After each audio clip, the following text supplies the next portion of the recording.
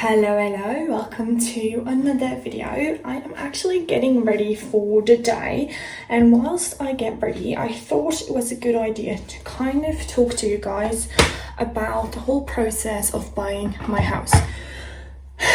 It was a whole entire process, and I did plan on doing a video, but life really happened the last couple of weeks and I didn't do a video yet, so I'm gonna do one right now. I'm gonna film a video for you guys whilst I get ready, because then I just hit two birds in a row of how do you say that? No? But we're gonna talk about the process of buying my house. I'm gonna get all my products ready for my place. I do have all my products in an overnight bag still, because I did go on a weekend and I went overnight, so all my products are still in a little baggie, and I think I need to order some more because they're actually all nearly gone. But I do have my products. I'm setting them out. So we're going to talk about how I bought my house. And obviously buying a house isn't easy. It's a whole damn process that you need to follow and that you need to get into. And it was a little bit confusing, I thought. The whole process was really confusing. So when I so I obviously went on a visit for the house.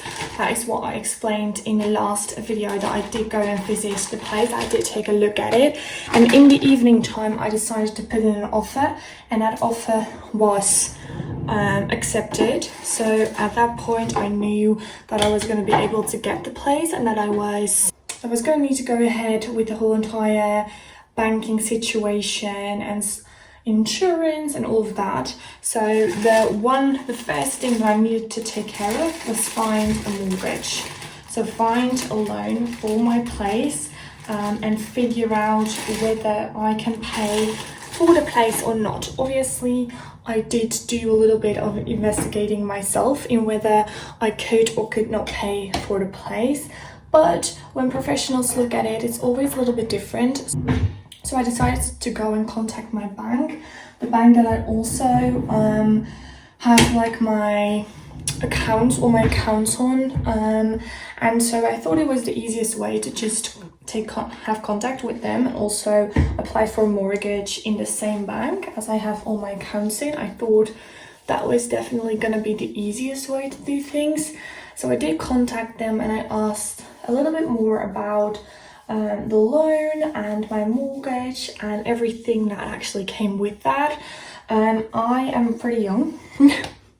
So due to the fact that I'm quite young, I am 22, and in Holland, where I'm buying my house, you don't have to pay for the 10%. So okay, that's not clear. So when you're buying a house normally in Holland, let's say your house is 300,000 euros, you have to pay a down payment from 10% in order to be able to buy the house. When you're young, so when you're a starter and when it's the first house that you've ever bought, you actually are released from that 10% down payment.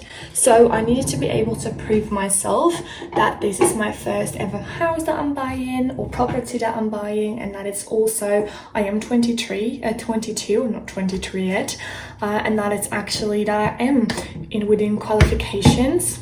So when I did contact my bank, the lady I was talking to, she just didn't understand what she was talking about. I'm not going to talk rubbish. I'm also not going to name anyone, but this lady just clearly did not know what she was talking about. She told me that because I work in Belgium, I could not get released from that 10% down payment, and I was going to pay for it after all, but that was not right. And she also said a little bit something about my the percentage I was going to pay every single month was also going to go up, because I live in Belgium, I work in Belgium and I work in the Netherlands, and that's just something that I didn't really believe, because my mum and dad also have a house in Holland and they do also work in Belgium, and they don't have to do any of those things that she was telling me. So I kind of didn't believe her, and I decided to call my mum, ask for advice, and she said, you know what, why don't you take a financial advisor? Basically, I'm gonna wash my face first. So basically, a financial advisor is someone who obviously has studied for the job, who knows what he's talking about or she's talking about, and who knows a little bit more about the rules and all the little like small letters that no one tells you about but that you need to follow anyway.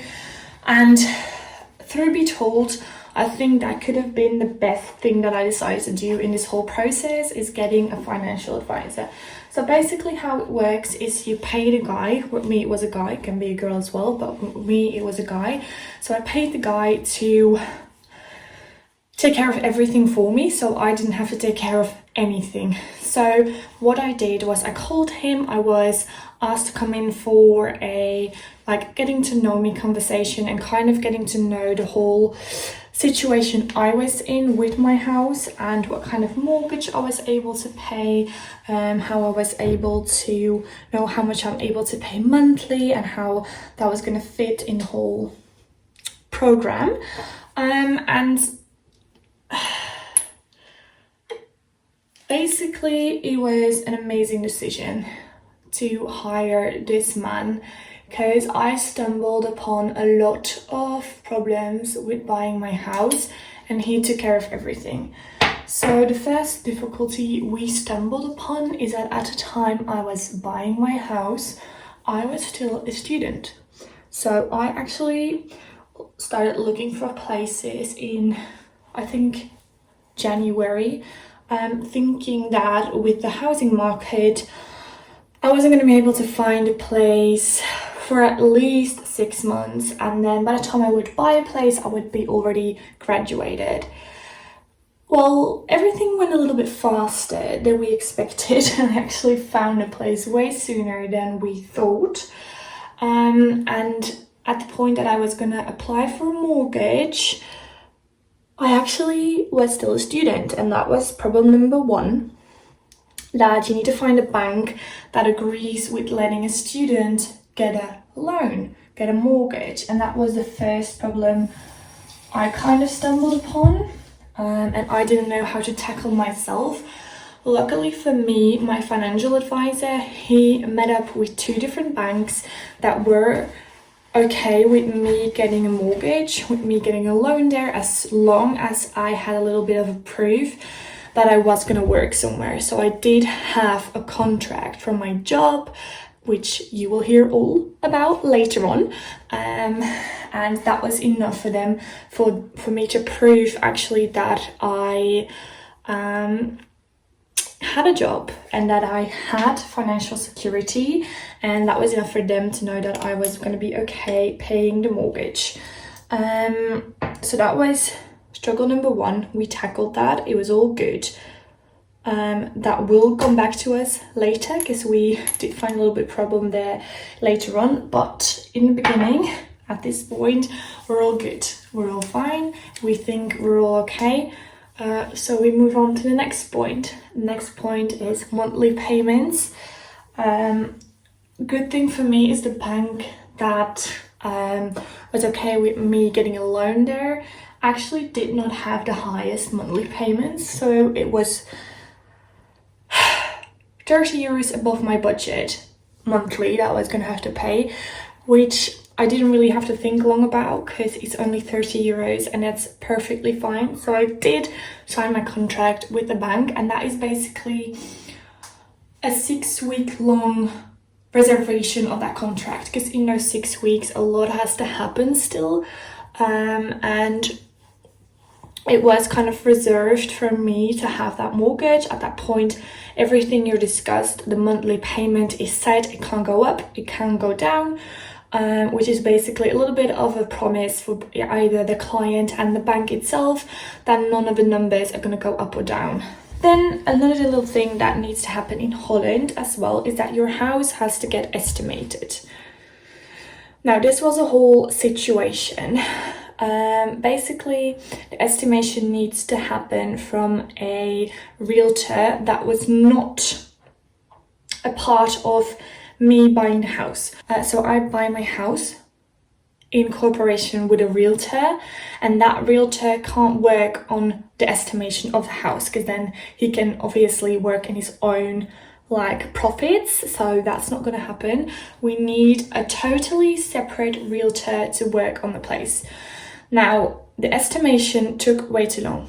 I had 6 weeks to get the estimation ready in order for me to be at a notary, so that in 6 weeks everything would be done and able for me to sign my contract at the notary.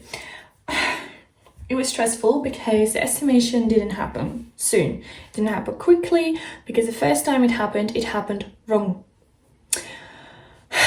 And I was already really stressed out about the estimation, because the thing about the estimation is that if in Holland you can only loan 100% of the estimation. So let's say I buy a $400,000 house, okay, and the realtor that estimates the house says your house is only worth 300,000, then I can only loan 300,000. And I need to give 100,000 myself. Now you have a little something written in your contract that says that if you do not have the money to pay for like the difference that is estimated and the money that you agreed with the realtor on, you can get off the lease and it's all fine. Problem with my financial advisor is that he knew everything about my financial situation, and I was a little bit stressed out that he was going to say you do have the money for it, but the money that I was setting aside was for my renovations and I didn't want to give to the mortgage. So that was a little bit of a stressful situation because I was hoping that they did not estimate 10,000 below what I was paying. That was literally the bar. But I obviously had a lot more money in my account because I was going to use that for the renovations. And so that was a little bit stressful still, because I wasn't really sure how they were going to estimate the place. And first it went wrong because a realtor did the estimation. My financial advisor called and said everything is going to be okay. I can't send you the real documents yet, but it's going to be fine. And then a day later, I got a call saying it's not going to be fine because the realtor that did your estimation actually tried to sell the place 4 months ago, and that is not within limits. It has to be 6 months ago. So we need to find another realtor that wants to do the estimation. At this point, we only have 2 weeks left to get to the notary and to get everything signed and ready for me to apply for my mortgage. So it was a really, really stressful situation. Luckily for me, that other realtor, a lovely little lady, she actually took care of the estimation in 2 days. So in 2 days, I got the news from my financial advisor that everything was going to be okay and that the estimation was actually above what I was paying for the house, which felt like a huge win because I'm paying less than actually is estimated the worth of the house. And they can't do anything about it because I can loan 100% of what they're estimating, so they can't lower the price, but I can loan more. I didn't do that because that wasn't needed, but it felt like a huge win after all the stress I was in for that freaking estimation. Basically, the other thing that still needed to happen was get all the documents ready for the notary to check whether I was able to get a house. The most stressful part about that is that 2 days before I actually was going to get my keys and had my appointment with the notary, my financial advisor called and said that the bank didn't agree anymore with me being a student. And so I flipped out because I was supposed to get my keys the 14th of June. That was also when I had my appointment with the notary, and at this point I am nowhere graduated yet. I still have a month until I'm graduated and start working, and the bank suddenly said we do want her to have 3 payrolls, 3 months of work before she can buy the house. So at this point I'm stressing out. I'm like, that's not fair. They told me that I could have the place. They told me that it's okay as a student to get the loan. I was pissed off, and I let my financial advisor know that as well, that I was so pissed off. And he said, okay, you know what, I'll take care of it. And he did. Thank God he did. So everything was fine. On the 14th of June, I got my keys, I got my appointment with a notary, we signed everything, every document, and the house is officially mine. My loan is perfectly in order, everything is okay. But let me tell you something, the process was so stressful, and I don't think I would be able to do this without the financial advisor that actually helped me through it all. He was a gift from heaven. Like, obviously he took care of everything, and I'm so grateful for him, because otherwise I don't think I would have had the house, or I would have had the house, but it would have been with way worse, like everything. So I'm really glad for him. I'm really grateful that he took care of everything for me. And that is the one thing that I do advise: if you ever get a house, please pay a financial advisor to help you with it, because he was the best thing I ever got during this process. So yeah, that is how I bought my house. I know this was probably me rambling on, because I am a little bit upset about how everything happened, if you didn't notice already. But yeah, this is how I bought my house, and the next video will be a little bit of a tour, so enjoy.